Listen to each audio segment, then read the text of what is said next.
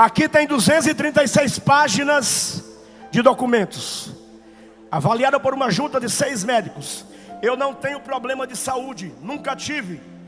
Antes de eu parar no hospital ano passado, nessa mesma data, eu caminhava 8 quilômetros. Hoje eu caminho 15 quilômetros de segunda a sexta. Mas não emagrece. Não é sobre emagrecer, é sobre ter qualidade de vida. Quem tem promessa precisa ficar vivo para que elas se cumpram. Mas eu fui fazer uma coisa perigosa. E o que foi, pastor? Eu fui orar. Orar é uma coisa perigosa. Eu estava orando de madrugada, 3h30 da manhã, na minha casa. A esposa estava dormindo. E o Senhor disse: a partir de hoje, você vai orar no templo sede, das 11 à 1 da manhã, pelo tempo que eu lhe mandar. Eu falei: Senhor, levanta alguém para orar comigo. Não é que me ligou no outro dia um advogado alemão com TDAH, ele deve estar por aqui, Romão. Ele disse: pastor, Deus falou comigo que mandou o senhor orar, e mandou orar com o senhor. A gente começa quando? Hoje. 183 noites seguidas, orando aqui e ali. Ninguém sabia, ele não sabia, mas eu ia orar e Deus dizia para mim: eu vou permitir você passar pela morte. Eu tive visões com o caixão da Etecam, a bandeira, e eu morto. Eu estava nas mesas com a minha esposa, e eu amo a minha família. Para mim, o melhor lugar de culto é na mesa. Salomão é sábio demais. Ele disse: vai, come gostosamente a tua comida, goza a vida com a mulher que tu amas, porque esta é a tua porção debaixo do sol. E eu estava ali, mas Deus disse: não conte nada para ela. Dani, não tem segredos entre eu e Dani. Inclusive ela sabe todas as minhas senhas. Ela sabe quem eu sou, aonde eu estou e para onde eu vou. Mas Deus disse: não conte para ela. E eu fiquei em silêncio. Eu ia pregar em alguns lugares, e Deus levantava sempre uma irmã do círculo de oração e dizia: pastor, que culto abençoado, mas eu acabei de ter uma visão com o senhor morto. Eu falei: fica tranquilo, eu sei o que é, fica em paz. E eu fui pregar uma semana antes, lá no pastor Mário, em Atalanta, um seminário. Sexta à noite, sábado de manhã, sábado à tarde, sábado à noite, domingo de manhã, domingo de tarde, domingo à noite, debaixo de uma tenda. Faltou energia para encerrar o seminário. Deus tomou aquele alemão, vermelhou e disse: como eu tenho falado contigo em dias contados nos dedos, eu estou descendo contigo no vale da sombra e da morte, mas eu vou voltar contigo de lá, e depois eu farei isso, farei aquilo. E se tu se esquecer que foi eu, tu desce de novo e não sobe mais. Cheguei na segunda-feira, o meu organismo, a minha caixa torácica era como se fosse uma churrasqueira. Todos os meus órgãos estavam cozinhando. Mas segunda eu tenho rádio, terça eu tenho rádio, quarta eu faço rádio, quinta eu faço rádio, eu faço faculdade, eu faço pós-graduação, eu sou diretor de escola. Eu não parei, preguei lá no Bom Samaritano. Quando eu cheguei na sexta-feira, não aguentei mais. Eu estava com retenção de líquido, 5,5 litros de líquido. Eu fui levado para o hospital no dia 21, no dia 22 de manhã. Eu dei entrada na UTI. E o que foi diagnosticado, pastor? Pancreatite aguda, falência cardíaca, efizema pulmonar, água na pleura, e mais 3 outros órgãos foram afetados. No 9º dia que eu estava na UTI, a minha esposa foi me visitar. Esse é o dia, 9º dia. O meu organismo não aguentou e eu parti. Só que quando eu saí, quem está me ouvindo diz amém. Quando eu saí do meu corpo, eu não saí para o nada. Havia um anjo do Senhor ao lado da minha cama, me aguardando. Ele pegou a minha mão e disse: vamos comigo no lugar. E ele me arrancou do Marieta, e em 3 segundos eu estava aqui. Havia gente aqui chorando e orando. Eu caminhei por mais ou menos 1 hora no meio da multidão. Escutei oração de gente dizendo: Deus não leva, Deus traz de volta. Mas tinha gente orando também: prepare e leva, prepare e leva. Mas escute uma coisa: se você tem promessa e Deus disse que iria lhe usar, Ele te livra até da morte.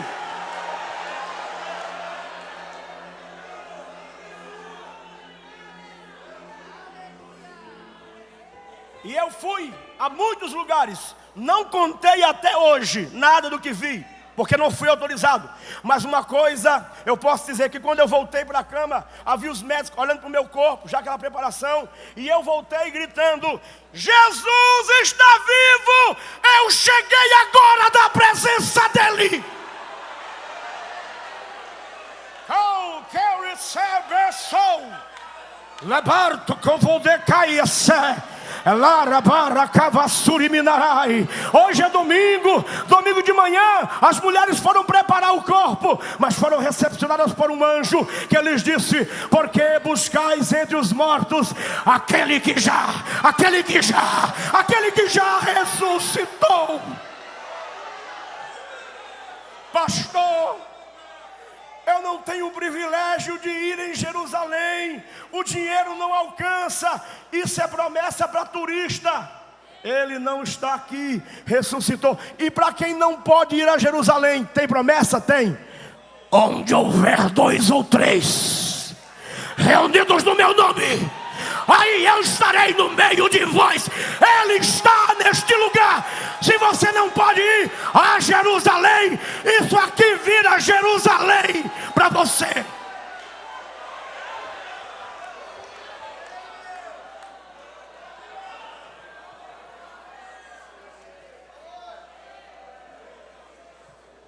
Para surpresa dos médicos, eu perdi 12 quilos em 13 dias. Eu fiquei 12 dias sem comer, 12 dias sem beber. Eu tive flacidez muscular. Eu levei 15 dias para reaprender a andar. Mas o mais impactante é que eles disseram: ele tem um passado como atleta, e eu joguei futebol profissional. Ele vai, se ele escapar, ele vai voltar à vida. Mas tem uma coisa que não vai escapar: é o pulmão. Mentira! Mentira! Mentira! Aquele que faz a ferida é o mesmo que sara a ferida.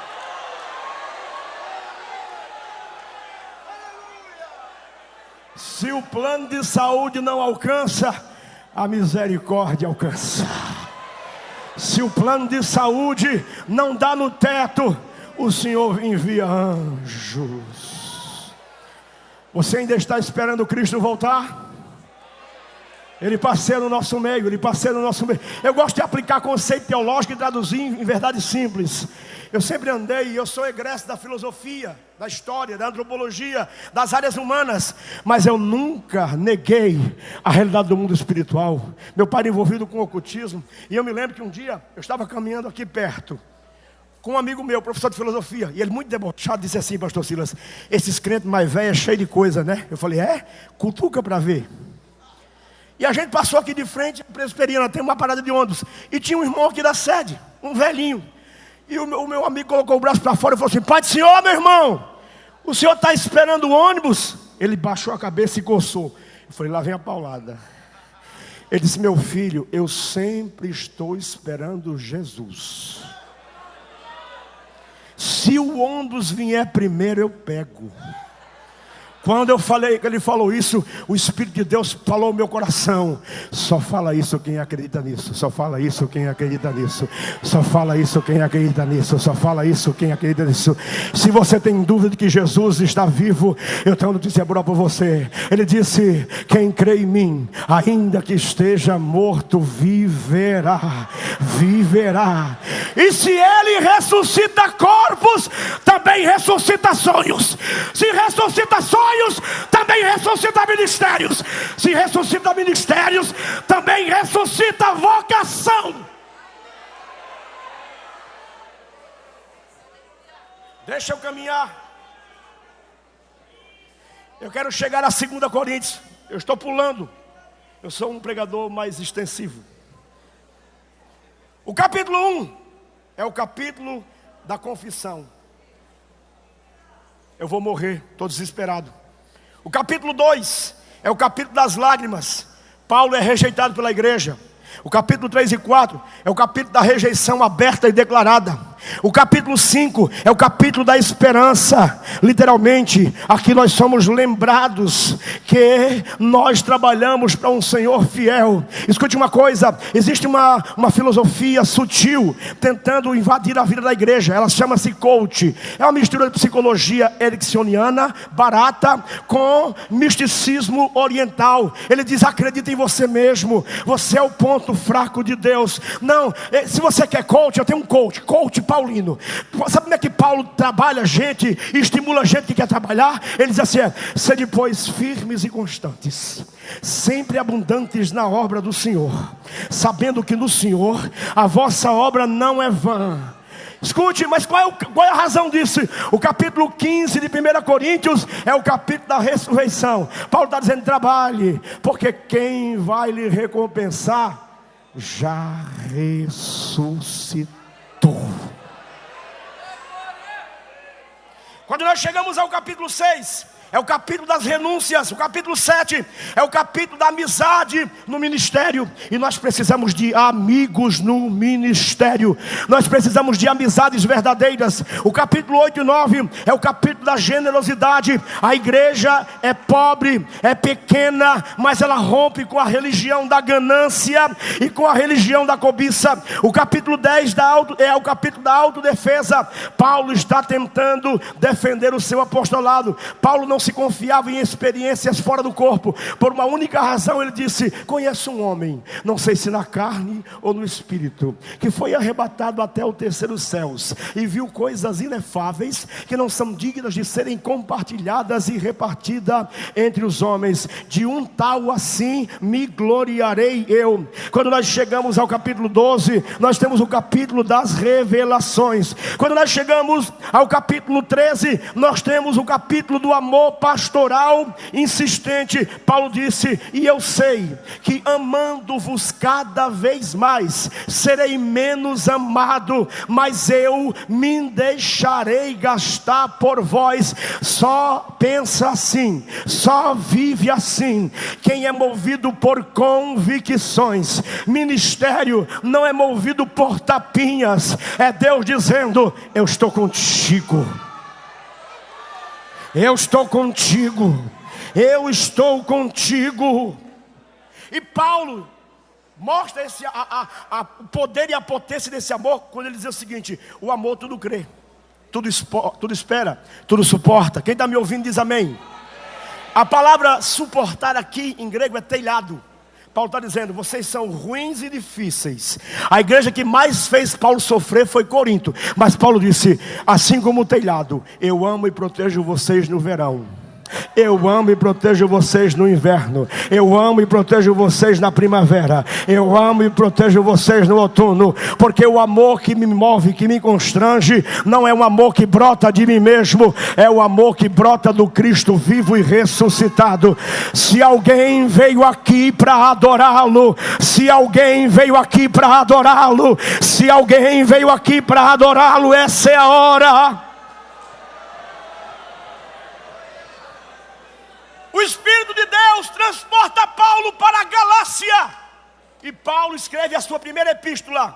Ele disse: estou estranhando o fato de que vocês passaram tão rápido do Evangelho para a lei. E é aqui que eu começo a aplicar aquilo que vim ministrar. Infelizmente, nós temos um gosto adoecido por religião.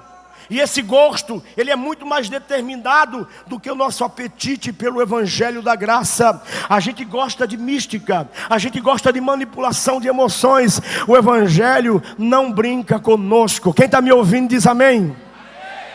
Eu tive o privilégio de ouvir, talvez pela última vez em inglês, pastor Dan Duke. Ele, na década de 70, no auge da União das Repúblicas Soviéticas Socialistas, o comunismo estava matando pastores e padres em toda a Europa. E ele descobriu, irmã Inês, que na Polônia os irmãos não tinham nenhuma Bíblia para ler. E ele tinha 36 Bíblias de estudo. Ele orou durante 30 dias: Deus me leva na Polônia, Deus me leva na Polônia, Deus me leva na Polônia. No 30º dia Deus disse: Dan, você quer realmente levar essas Bíblias da Polônia? Eu quero, Senhor. Eu não prometo que você volta vivo. Ele orou mais alguns dias e foi. Porque o Senhor disse para ele que iria com ele. Quando ele chega na divisa da Áustria com a Polônia, ele é preso por uma guarnição marxista com um carro cheio de bíblias. Eu vim do ateísmo, eu vim do marxismo. O que aguardava ele era uma cova rasa e uma bala na cabeça. Dentro de uma sala pequena e apertada, com fuzis, diziam para ele: você vai morrer, você vai morrer. Quem está me ouvindo diz amém. Ele então começa a ficar possuído de medo, de medo, de medo, de medo. Eu estou pregando sobre missão, é missão, escute. Ele disse: Deus, eu tenho uma linda esposa e eu vou morrer. Deus disse: Dan, se essa é a sua preocupação, morra em paz. Eu arrumo um marido bem melhor do que você para ela. Senhor, eu tenho 2 filhos. E eu me identifiquei porque é a mesma idade dos meus, 16 e 13. E eu quero vê-los crescer. Senhor, eu quero levá-los ao altar, eu quero levá-los à universidade. Sabe o que aconteceu? Deus disse: essa é a sua preocupação, Dan? Morra em paz. Eu arrumo um pai bem melhor do que você para eles. Ele então disse que constatou pela primeira vez que estava lidando com aquilo que a igreja primitiva lidava todos os dias. Ser crente na igreja primitiva era andar com a certidão de óbito debaixo do braço. A qualquer hora os seus bens seriam confiscados e você seria levado para um lugar de crucificação. Ele então, tomado de um grande medo, disse: Deus, e agora? De repente ele começou a sentir uma presença gostosa e gloriosa. E quem é pentecostal já sabe de que presença eu estou falando. E aquele ambiente ficou tão cheio, e ele descobriu que o que o Senhor disse não era apenas um registro teológico, era uma verdade para a vida. Eu vou para o Pai, mas eu rogarei ao Pai, eu não vos deixarei órfãos, eu vos enviarei o Consolador, e este estará convosco até a consumação dos séculos.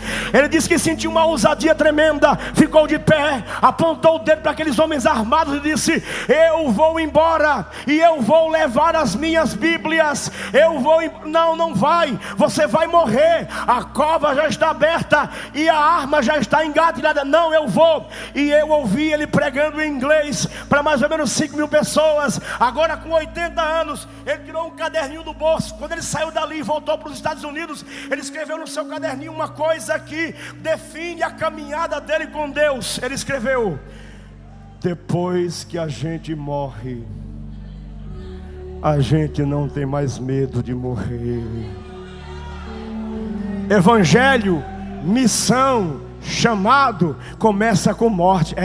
Se já ressuscitastes com Cristo, buscai as coisas do alto, onde está Cristo, à destra de Deus. Agora, quando eu olho para a minha geração, e aqui eu quero aplicar o que é que Paulo diria aos pregadores, líderes e crentes do Brasil. Ele diria: sede meus imitadores, como eu sou de Cristo. O que é que Paulo diria aos judaizantes do neopentecostalismo, que acha que por usar um quipá e tocar um chofar são mais espirituais? Paulo diria: é muito afeto, muita invenção, pouco texto e péssima interpretação.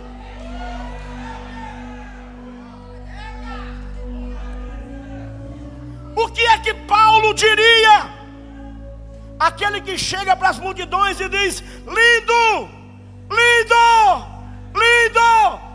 Isso é cantiga de bar. Cantiga de igreja é: lindo, lindo, lindo és. Glória, glória eu te dou. Não é sobre nós, é sobre Ele. Não é sobre nós, é sobre Ele. Não vivo mais eu, não vivo mais eu, não vivo mais eu, mas Cristo vive em mim. O que Paulo diria a quem tem o mau hábito de dar ordem aos anjos? Paulo diria: ainda que um anjo desça do céu e vos pregue outro evangelho, seja este anátema. Sabe o que Paulo diria? Diria o que disse a Timóteo: mas tu permanece naquilo que tens aprendido e desde a tua meninice sabes as sábias letras que te farão apto para a vida eterna. Pastor, o senhor não entendeu. Eu quero ouvir Deus falando comigo. Leia a Bíblia. Não, pastor, o senhor não entendeu. Eu quero Deus ouvir Deus audivelmente. Leia a Bíblia em voz alta.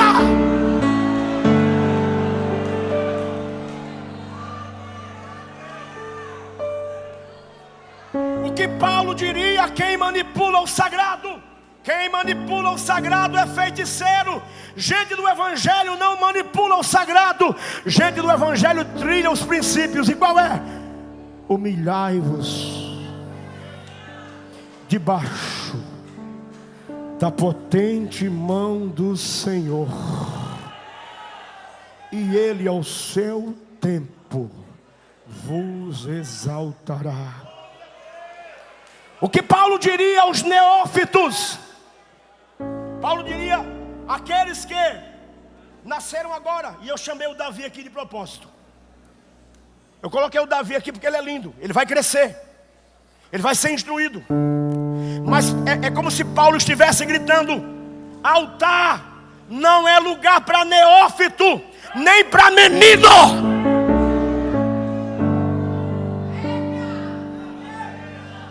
Se quiser dar glória, dê. Se não quiser, eu dou. Glória, glória, glória.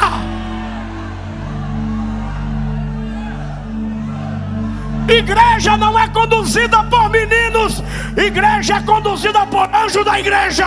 Anjo da igreja.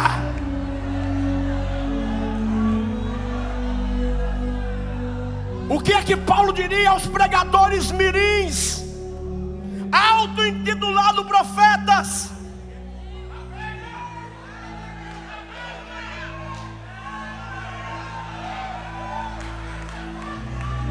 Paulo não diria, ele está dizendo: não é the king of the power.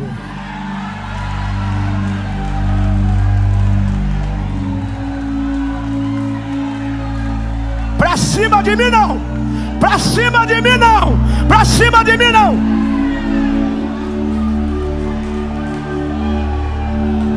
Pastor, quem tem adoração adora. Pastor, e o que é que o menino aprende em Israel? Ele aprende alguma coisa? Aprende. Quando meu filho nasceu, Thomas, no hospital em Balneário, eu levantei ele. Os médicos eram árabes, mas eu não me envergonho do Evangelho. Evangelho é poder de Deus. Eu recitei aquilo que menino recita. Menino não aprende a falar inglês falido. Menino recita: Shema Israel, Adonai Elohenu, Adonai Echad. Não é the king of the power. Não, não. Eu sei que tu sabes as sábias letras desde a tua meninice, os quais te fazem aptos para a vida eterna. Quem veio para adorar o Deus que levanta sacerdotes? Sacerdote começa com 30 anos, profeta começa com 30 anos. Lugar de menino é na companhia dos pais.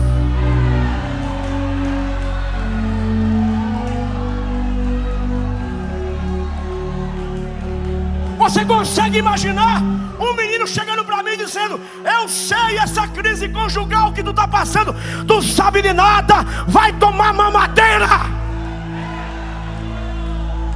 O problema é que a nossa cultura é a cultura que quer brilhar a todo custo e usa de todos os expedientes. Deixa eu ser nordestino aqui, eu vou usar uma linguagem lá do sertão: quem brilha com a bunda é vagalume. E crente?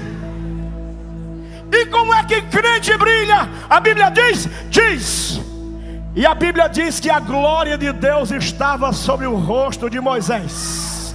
E o crente, ele é edificado de glória em glória, de glória em glória. Quem veio para adorá-lo, adora.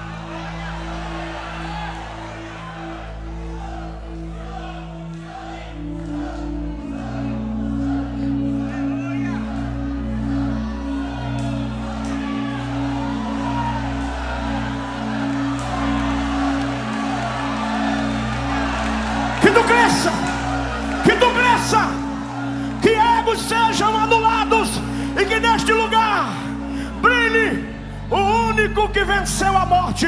Eu nasci de novo, eu ressuscitei, mas eu vou morrer. Sobre o meu Salvador repousa um título intransferível. Ele é o primogênito dentre os mortos. Nasceu, morreu, ressuscitou e não morre mais.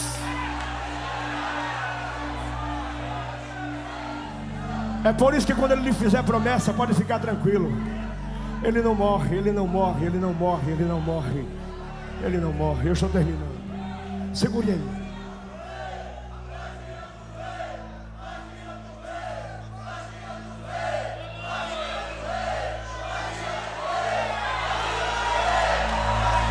Se você não dá glória, ele dá. E a Bíblia diz: Deus habita no meio dos louvores do seu povo. Quem veio para adorá-lo, adore. Dá lugar, dá lugar, dá lugar. Eu voltei da morte para dizer: Ele vive, Ele vive, Ele vive, Ele vive.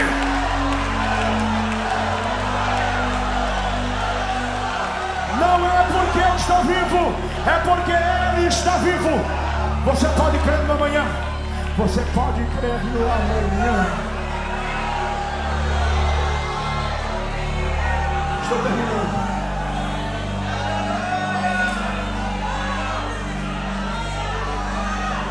Que presença.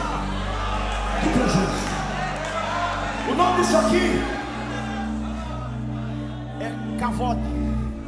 Kavod. Kadosh é quem é santo. Kadesh é quem é santo por pureza. Mas quando quem é Kadosh adora quem é Kadesh, é santificado, é melhorado. Primeiro você começa, depois você melhora.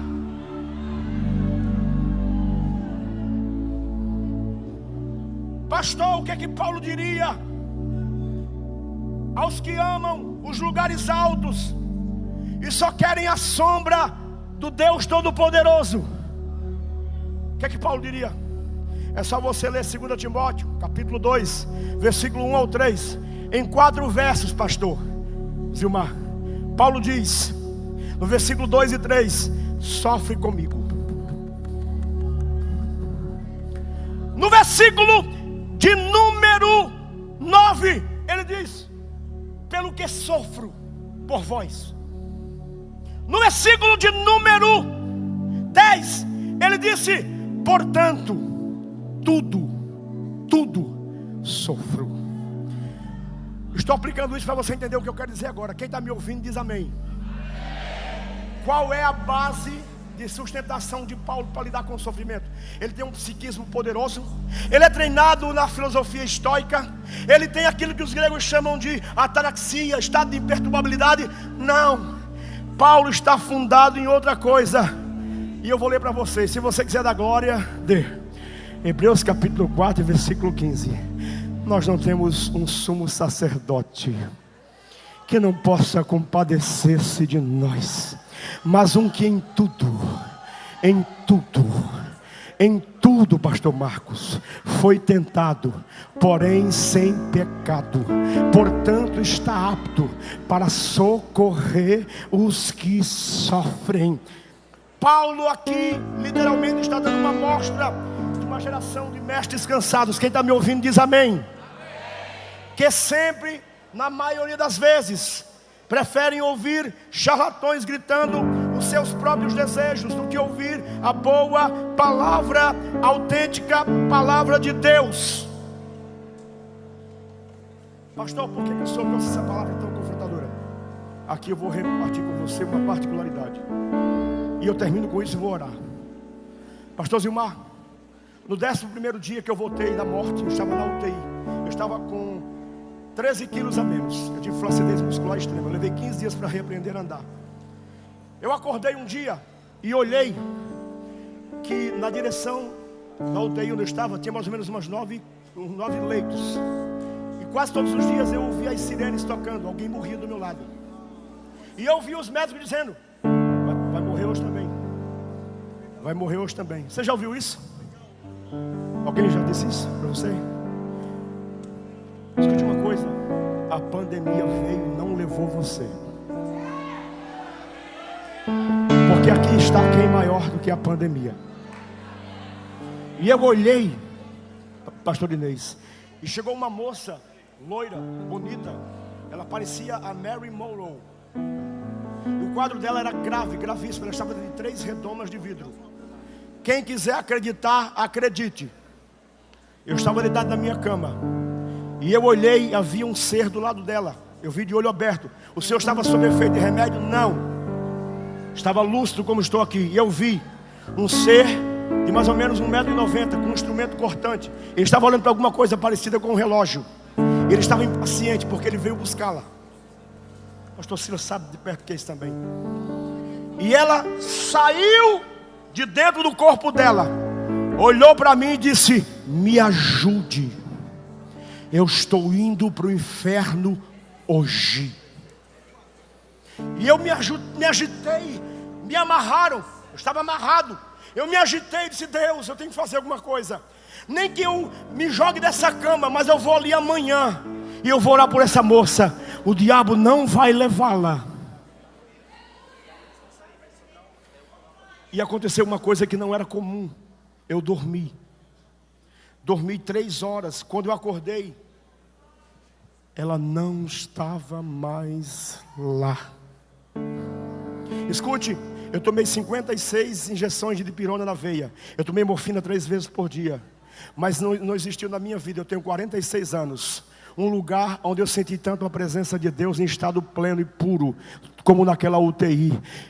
Escute uma coisa: quem vai lá não quer voltar. Eu estou aqui porque me foi dada uma ordem: volte.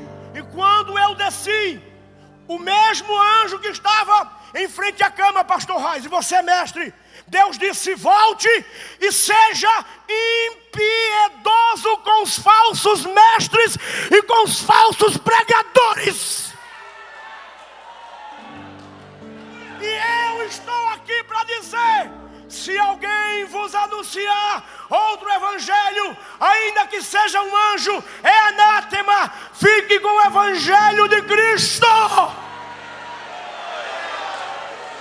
E eu temo, pastor Admilton, disse Paulo, que assim como a serpente enganou Eva, o diabo vos engane.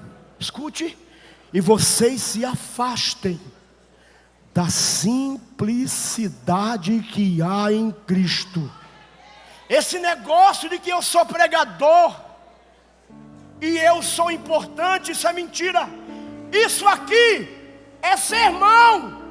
Isso aqui é carta viva. Você é carta viva. Você é carta viva. Você é sermão ambulante. Fica de pé para a gente orar.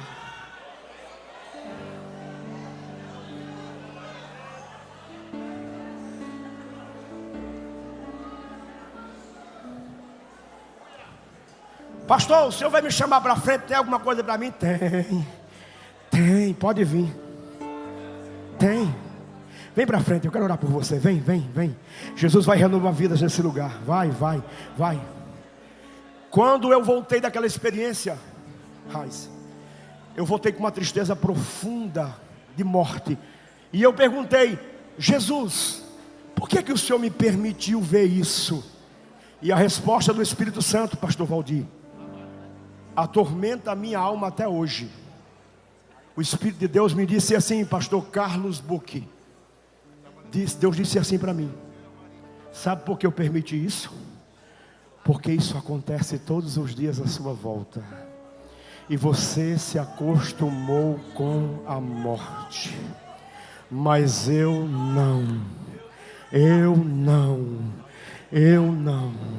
Aos que estão debaixo de tormenta de acusação, levante a mão que eu quero declarar a palavra de Deus. Portanto agora, nenhuma condenação há para os que estão em Cristo Jesus. que não andam mais segundo a carne, mas segundo o Espírito. Pastor, eu sou fraco, mas o amor dele é forte. Pastor, eu sou frágil, mas o amor dele é potente. Pastor, eu sou esquisito, mas o amor dele é muito mais louco do que a sua loucura. Eu estou bem certo de que nem a morte, nem a vida, nem o presente, nem o porvir, nem a altura, nem a profundidade, nem qualquer outra criatura nos poderá separar do amor de Deus que está em Cristo Jesus. A segurança do Evangelho é: nenhuma condenação há. E a segurança dele é: nenhuma separação haverá. Vem para frente, eu quero orar por você. Vem para frente.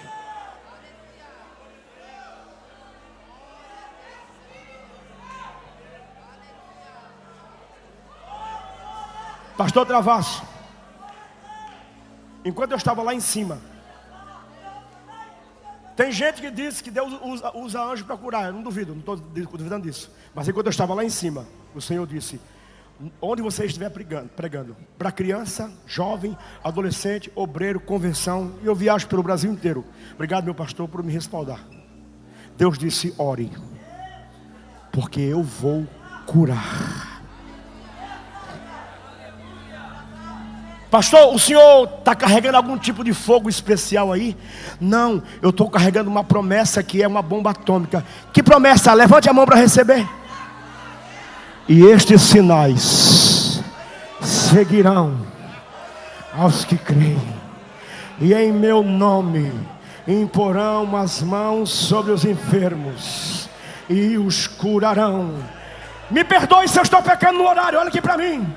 Você só vai experimentar o poder do Evangelho se você entender. Você é pentecostal de mente e de coração. De mente e de coração. De mente e de coração. A Escritura diz assim, quem está me ouvindo aqui diz amém. Amém. A Escritura diz assim, ó: entrando com ousadia no Santo dos Santos, pelo vivo e novo caminho que vos foi aberto do rasgar da sua carne, a fim de receberdes refrigério em tempo oportuno. Pastor, do que é que Paulo está falando? Da mesma coisa. Paulo está dizendo o seguinte: no Antigo Testamento só entra quem é descendente de Levi, só entra representado. E na graça, Deus está dizendo: não mande ninguém no seu lugar.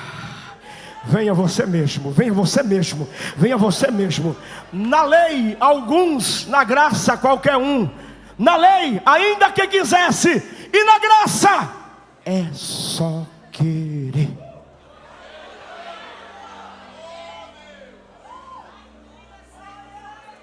Opa, vem cantar, vem cá, meu amado. Eu já vou orar. Ei, o caminho está aberto.